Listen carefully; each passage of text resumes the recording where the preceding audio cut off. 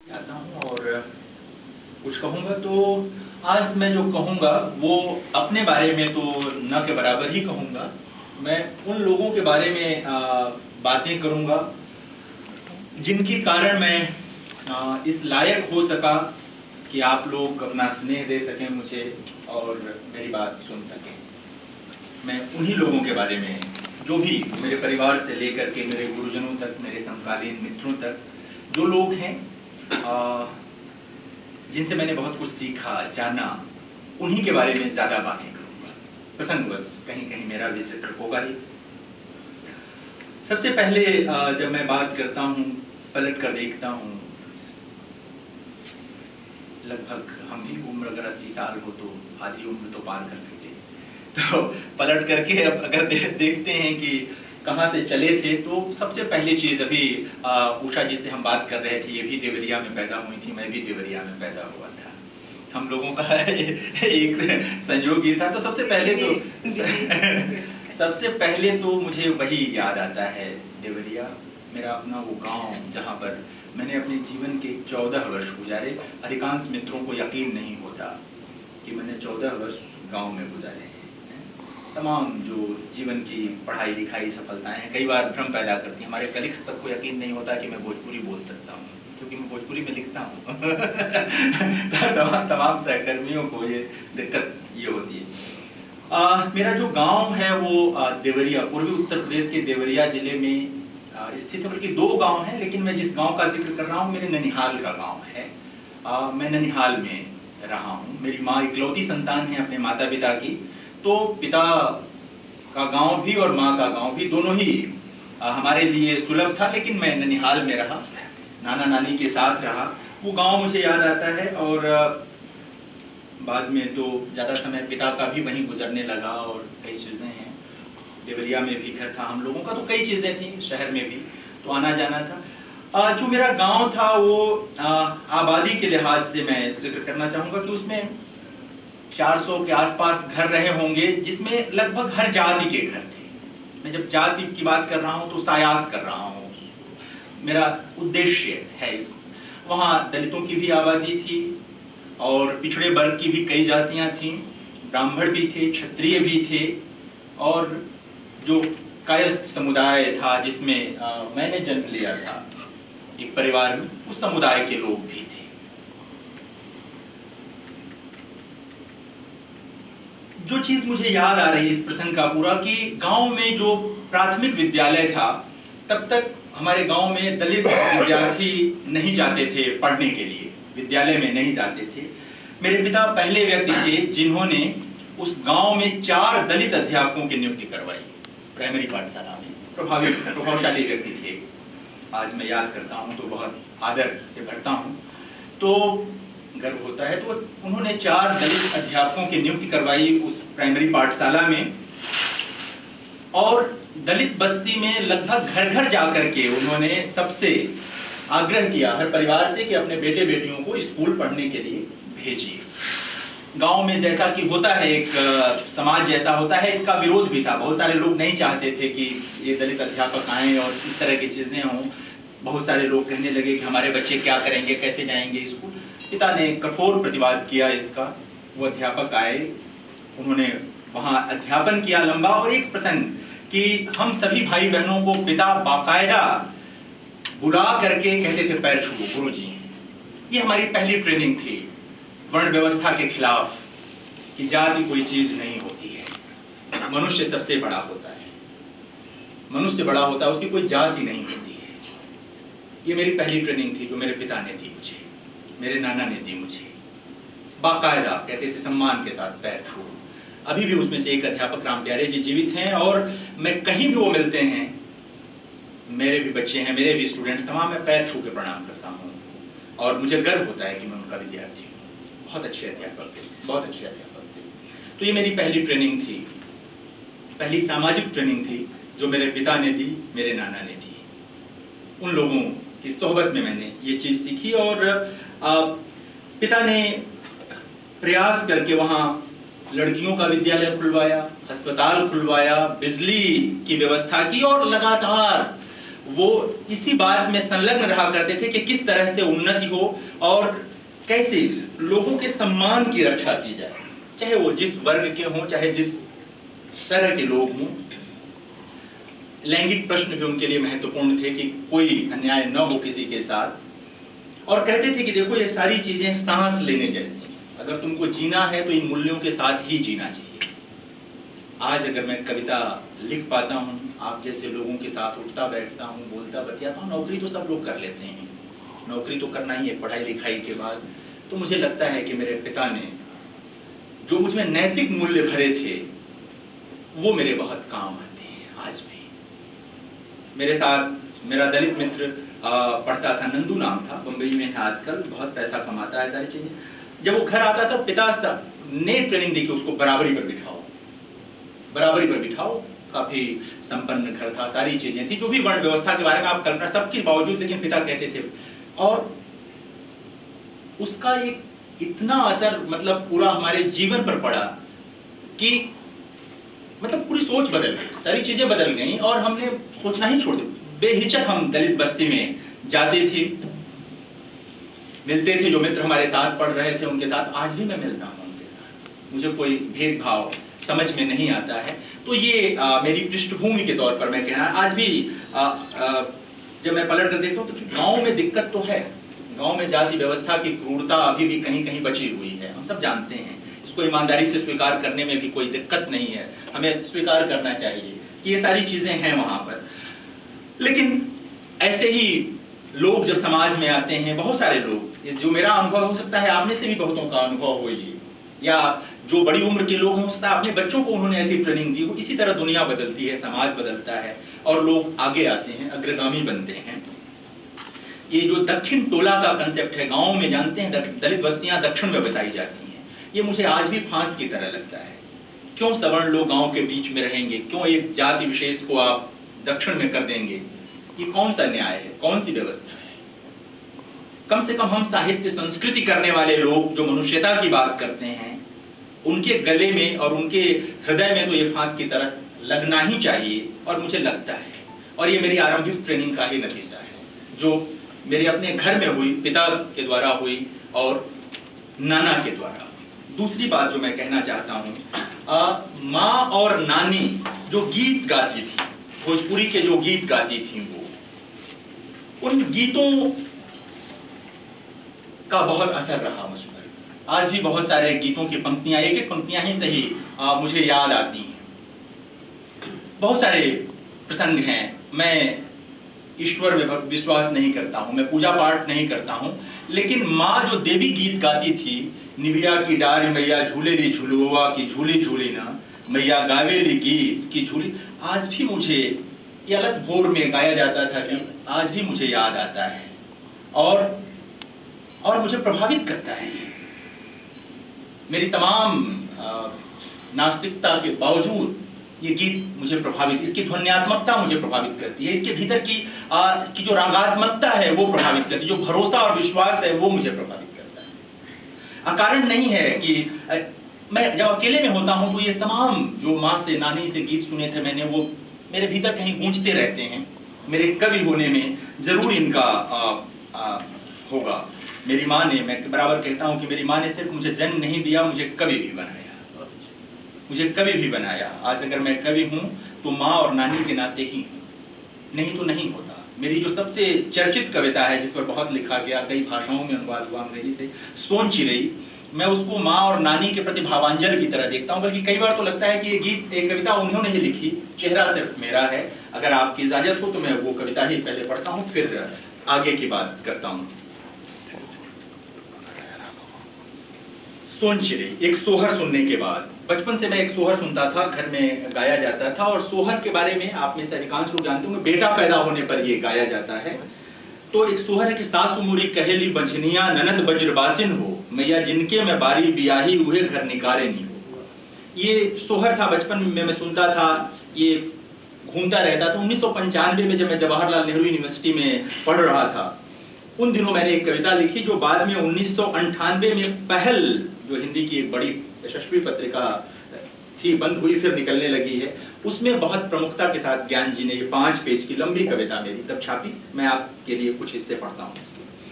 बहुत पुरानी कथा है। एक भरे पूरे घर में एक लड़की थी, सोन चिरई। वह हंसती थी तो धूप होती थी, फूल खिलते थे। वह चलती थी तो बसंती हवा चलती थी। जिधर निकल जाए लोगों की पलकें बिछ जाती थी। और जैसा कि हर किस्से में होता है, उसका विवाह भी एक राजकुमार से हुआ। राजकुमार उस पर जान लुटाता था। उसके होंठ उसकी तारीफ में खुलते, उसकी जिह्वा उसके प्रेम के सिवा और सारे स्वाद भूल गई थी। उसकी आंखों में नींद और दिल में करार न था। और ऐसे ही 2-4 वर्ष बीत गए, सोन चिरई की गोद न भरी। ननद को भतीजा, सास को कुल का दिया, पति को पुरुषत्व का पुरस्कार न मिला। ननद कहने लगी वज्रवासिन, सास कहने लगी बांझ, और जो रात दिन समाया रहा उसमें सांसों की तरह। उसने कहा तुम्हारी स्वर्ण देह किस काम की, अच्छा हो तुम यह गृह छोड़ दो, तुम्हारी परछाई ठीक नहीं होगी हमारे कुल के लिए। सोन चिरई बहुत रोई, मिन्नतें की, पर किसी ने न सुनी। आंसुओं बीच एक स्त्री घर के बाद भटकने लगी ब्रह्मांड में। उसे जंगल मिला, जंगल में बाघिनी मिली। उसने उसे अपना दुख सुनाया और निवेदन किया कि वह उसे खा ले। बाघिनी ने कहा वहीं लौट जाओ जहां से आई हो, मैं तुझे न खाऊंगी वरना मैं भी बांझ हो जाऊंगी। सोन चिरई क्या करती, वहां से सांप की बांबी के पास पहुंची। बांबी से नागिन निकली। नागिन ने उसका दुख सुना, फिर कहा वहीं लौट जाओ जहां से आई हो, जो मैं तुझे काट खाऊंगी तो बांझ हो जाऊंगी। सोन चिरई बहुत उदास हुई। फिर क्या करती, गिरते पड़ते माँ के दरवाजे पहुंची। माँ ने धधा कर हालचाल पूछा, कौन सी विपत्ति में दुलारी बिटिया ऐसे घर आई है। बेटी ने अपना दुख सुनाया और चिरौरी की कि थोड़ी सी जगह दे दो माँ रहने के लिए। माँ ने कहा विवाह के बाद बेटी को नैहर में नहीं रहना चाहिए। माँ ने कहा विवाह के बाद बेटी को नैहर में नहीं रहना चाहिए। लोग बात क्या कहेंगे, वहीं लौट जाओ जहां से आई हो। और सुनो, बुरा न मानना बेटी, जो तुम्हारी परछाई पड़ेगी तो मेरी बहू बात हो जाएगी। यह कहकर माँ ने अपना दरवाजा बंद कर लिया। अब सोन चिरई क्या करती, उसने धरती से निवेदन किया तुम ही शरण दो माँ। उसने धरती से निवेदन किया अब तुम ही शरण दो माँ। दुख सहा नहीं जाता, इन कदमों से चला नहीं जाता। जो लोग पलकों पर लिए चलते थे मुझे, उनके ओसारे में भी जगह ना बची मेरे लिए। अब कहाँ जाऊं तुम्हारी गोद के सिवा। धरती ने कहा तुम्हारा दुख बड़ा है, लेकिन मैं क्या करूं, जहां से आई हो वहीं लौट जाओ। जो मैं तुमको अपनी गोद में रख लूंगी तो ऊसर हो जाऊंगी। और मित्रों, इसके आगे जो हुआ वह किसी किस्से में नहीं है। हुआ यह कि सब ओर से निराश सोन चिरई बैठ गई एक नदी के किनारे। एक दिन गुजरा, 2 दिन गुजरा, तीसरे दिन तीसरे पहर एक सजीला युवक प्यास से बेहाल नदी तट पर आ मिला। उसने सोन चिरई को देखा। सोन चिरई को देख पल भर के लिए वह सब कुछ भूल गया। उसने विह्वल हो नरम स्वर में सोन चिरई से दुख का कारण पूछा और सब कुछ जान लेने पर अपने साथ चलने का निवेदन किया। सोन चिरई पलछिन हिचकी, फिर उसके साथ बोली और सोन चिरई पलछिन हिचकी, फिर उसके साथ साथ बोली और उसके साथ पूरी उम्र जीकर जब वह मरी तो आंसुओं से जार जार उसके 8 बेटों ने उसकी अर्थी को कंधा दिया। सोन चिरई 8 बेटों की माँ थी। वह स्त्री थी और स्त्रियां कभी बांझ नहीं होती। वे रचती हैं तभी हम आप होते हैं, तभी दुनिया होती है। रचने का साहस पुरुष में नहीं होता, वे होती हैं तभी पुरुष होते हैं। तो मित्रों, ये कविता आज भी मुझे लगता है कि लिखी जरूर मेरे द्वारा गई है, लेकिन ये रचना तो मेरी माँ और मेरी नानी की है, जिनके गीत सुनते हुए मैं बड़ा हुआ, जिन्होंने मेरे भीतर कविता का संस्कार पैदा किया, शब्द को समझने और शब्द को कहने का संस्कार दिया। और मेरे नाना और मेरे पिता, जिन्होंने वो प्रतिबद्धता दी, वो सामाजिक समझ दी कि समाज को कैसे समझना चाहिए, मनुष्य को कैसे समझना चाहिए। मैं आज अपनी गहरी कृतज्ञता उनके प्रति ज्ञापित करता हूँ। हालांकि कोई कृतज्ञता माँ, नानी, पिता और नाना से उरण नहीं कर सकती है। मैं इसको जानता हूँ, मेरी कविता भी है धन्यवाद पिता। मैं आज उसका पाठ नहीं करूँगा, बस धन्यवाद। मैं उस गांव का एक प्रसंग और लेकर के कि गांव की जो त्रासदी मैंने देखी थी, गांव में जो दुख देखा था मैंने, किसानों की स्थिति, उसी दौर की 1993 की मेरी कविता जो गुर्रा नदी है, लंबी कविता है, वो भी कह सकते हैं आप कि जो उसमें किसानों का दुख उसी तरह आया है, कोई कल्पना नहीं है, जबकि धरदीनी चदरिया की तरह से वो कविता है। एक दौर में जब 1993-94 में प्रकाशित हुई तो बहुत सारे लोगों की उस पर निगाह गई थी। तो मेरी कविताओं से जो परिचित लोग हैं वो जानते हैं कि मेरी कविता में गांव आता भी है तो नॉस्टैल्जिया नहीं है। वो मैं भी डॉक्टर भीमराव अंबेडकर की तरह मानता हूं कि गांव भारत के कूड़ा घाट हैं। वो कोई बहुत आहा ग्राम में जीवन क्या है कि याद करने लायक नहीं है। बहुत सारी चीजें वहां पर विकसित हैं, इंच इंच की लड़ाइयां हैं, थोड़ी थोड़ी जमीन के लिए कत्ल हो जाता है। कभी गांव की जो राजनीति है, मामूली मामूली जमीन के लिए भाई भाई का कत्ल कर देता है। जातियों की लड़ाइयां तो अपनी जगह हैं, ये सारी चीजें हैं। तो कभी मैंने गांव, जो मेरी कविता में जब गांव आता है तो कभी मैंने नॉस्टैल्जिया के तौर, अतिराम की तरह उसको नहीं लिया है। आज अपने समय को समझने के लिए ही गांव की तरफ मैं जाता हूं, और शहर और गांव का जो एक द्वंद्व है मेरी कविता में, वो शायद इसलिए भी कि मेरा जीवन इन दो पार्टों में है, वहां से यहाँ, यहाँ से वहां का जो जीवन है। ये कह सकते हैं आप। मैं एक अपने अध्यापक को जरूर याद करना चाहता हूँ। मेरी पहली कविता 1986 में जब प्रकाशित हुई थी, उसके बाद जब मैं स्कूल के दिनों में था तो मेरे एक शिक्षक श्री भगवान तिवारी, वे मेरी कविताओं के पहले श्रोता हुआ करते थे। मैं आज आप लोगों के बीच इस अंतरंग बातचीत में उनके प्रति भी अपनी गहरी कृतज्ञता व्यक्त करना चाहता हूँ, जिन्होंने मेरे लिखे में भरोसा जताया और उस भरोसा ने मुझको ये बल दिया, उस भरोसे ने मुझको ये बल दिया कि मैं आगे भी लिखूं, छपूं और यहाँ तक की यात्रा करूं। ये सारी चीजें यहाँ तक आई, ये सब चीजें रही। जो दूसरा चरण मैं याद करना चाहता हूँ, जिन लोगों से मैं मिला और जिन लोगों ने मेरी रचनात्मकता को या मेरे रचनाकार को, मेरे भीतर के लेखक को कह सकते हैं अवसर दिया, समझा, विकसित किया, वो दूसरा दौर गोरखपुर शहर का है, जहां मैंने बीए तक की पढ़ाई की सेंट एंड्रूज कॉलेज में। वहां अपने शिक्षकों श्री शरद चंद्र अग्रवाल और श्री कन्हैया ओझा को मैं याद करना चाहता हूं, जिनका बहुत स्नेह उस दौर में मुझे हासिल हुआ। और वो सारी चीजें थी। गोरखपुर को ही जो मेरा ये पहला कविता संग्रह, जो पहले पुस्तिका के रूप में छपा था, हाल फिलहाल में ये पुस्तकाकार हुआ इन दिनों हालचाल, ये गोरखपुर शहर को ही और वहाँ बिताए दिनों को ही समर्पित किया है मैंने। ये वो दौर था जब बहुत सारे गोरखपुर बहुत रचनात्मक रूप से बहुत संपन्न था। वहाँ पर उस दौर में मैं अगर नाम गिनाऊं आपको कि एक तरफ देवेंद्र कुमार बंगाली जो गीतकार थे, बड़े गीतकार थे, नवगीतकार वो थे, परमानंद श्रीवास्तव थे, रामचंद्र तिवारी थे, विश्वनाथ प्रसाद तिवारी थे जो अभी अध्यक्ष हुए हैं साहित्य अकादमी के, गिरीश रस्तोगी थी, बादशाह हुसैन रिजवी थे, सुरेंद्र काले थे, कपिल देव थे, शहर में कात्यायनी थी, विश्वविद्यालय में डॉक्टर अनिल राय थे, सदानंद शाही थे जो बीचू चले आए हैं, वशिष्ठ अनूप थे, डॉक्टर रघुवंश मणि थे बगल में जो आज के प्रसिद्ध आलोचक हैं। हमारे 4 मित्र थे। दिनेश त्रिनेय आज आना था लेकिन उनकी पत्नी अस्वस्थ है, वो नहीं आ पाए हैं। दिनेश त्रिनेय, सुधीर श्रीवास्तव, राजशेखर त्रिपाठी और मैं, हम 4 मित्र थे, गहरे मित्र थे। और हमारा सरोकार साहित्य ही होता था उन दिनों, हम सब लोग उसी से जुड़े हुए थे। दिनेश की पिछले वर्ष एक किताब भी आई है पश्चिम का सिनेमा पर, वाणी प्रकाशन से, लगातार लिखते हैं, अंग्रेजी हिंदी दोनों में लिखते हैं, कुछ कहानियां भी उन्होंने लिखी। सुधीर नाटक करते थे उन दिनों गोरखपुर में, बहुत प्रसिद्ध रंगकर्मी थे, धीरे धीरे उन्होंने छोड़ दिया। राजशेखर ने आरंभिक दौर में कहानियां लिखी, आजकल IBM 7 में दिल्ली में ही रहते हैं, पत्रकार हैं। और दिनेश जिनका मैंने जिक्र किया वो अमर उजाला की वेब पत्रकारिता के हेड हैं इस समय। तो ये हम मित्रों का एक ग्रुप था, 4 लोग थे। और विश्वविद्यालय और कॉलेज में मेरे जो मित्र थे दीपक प्रकाश त्यागी और एक और मित्र हमारे वशिष्ठ सिंह। दीपक प्रकाश त्यागी आजकल प्रतिष्ठित व्यास सम्मान के निर्णायक समिति के सदस्य हैं पिछले 7-8 वर्षों से।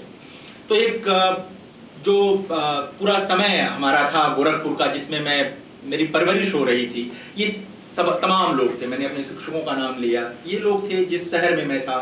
एक तरफ क्रांतिकारी धारा के लोग भी थे, लगातार वामपंथी राजनीति, युवा राजनीति वहां पर सक्रिय थी, विश्वविद्यालय में भी, कॉलेजेस में भी और शहर में भी।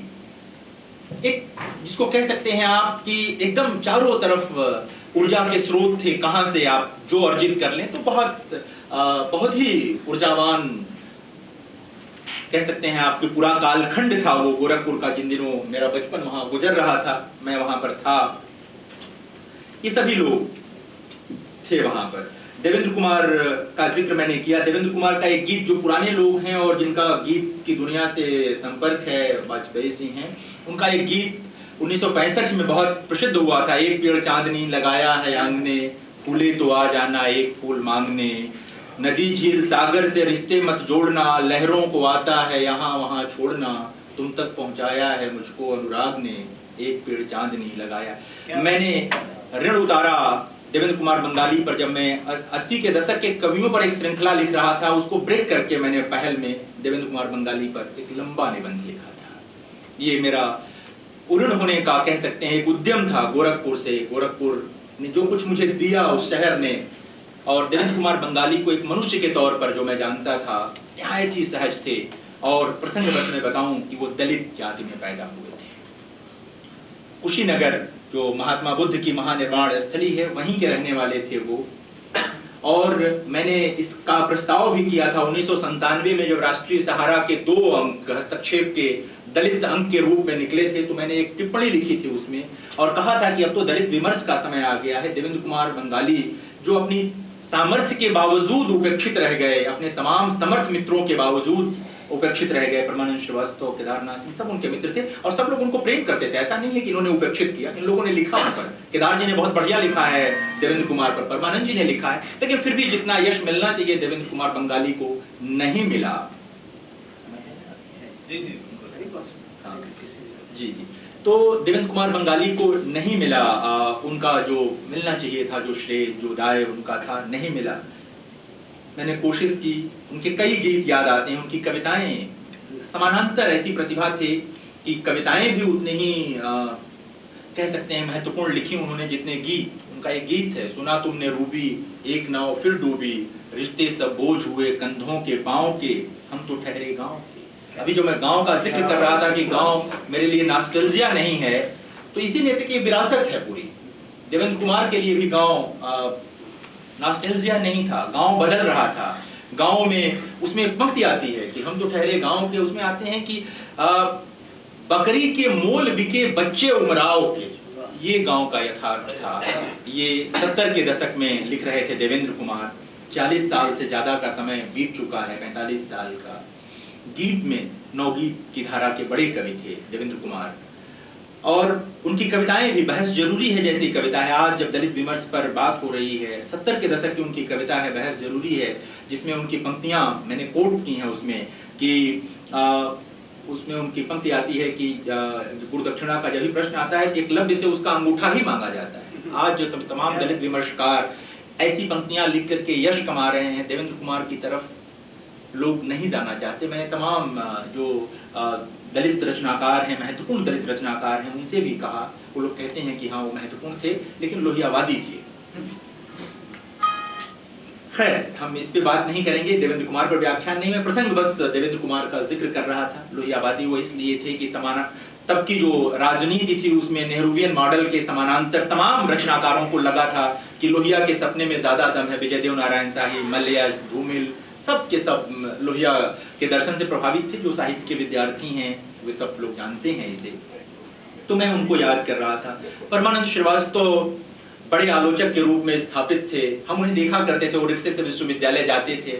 हमारा मित्र दीपक अब जो उसी विश्वविद्यालय में पढ़ाता है, दीपक प्रकाश त्यागी, तो उसने एक दिन कहा कि देखो ये परमानंद श्रीवास्तव है। वो उनको जानता था, मैं नहीं पहचानता था तब तक। तो हमने उनको रोक दिया रिक्शे पर। हमने साइकिल से हम जा रहे थे, हमने साइकिल पर कहा और मैंने हाथ दिया। परमानंद जी बड़े विनम्र व्यक्ति थे, आज भी हैं। रुके और हमने बताया कि हम भी कविता लिखते हैं साहब।